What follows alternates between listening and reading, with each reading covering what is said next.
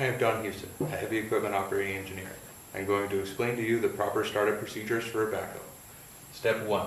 Put your seatbelt on, ensure you're in neutral, start the machine, listen to the engine, check your gauges. Step 2. Check your front bucket and clamshell if equipped. Step 3. Turn your chair, stabilizers down, bucket down. Step 4. Unlock your controls, unlock your boom, check your boom and bucket, lock, lock. Step 5. Stabilizers up, turn chair, bucket up. Step 6.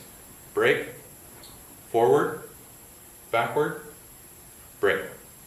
Step 7. Drop bucket, ensure bucket is in float, shut down the machine. Thank you.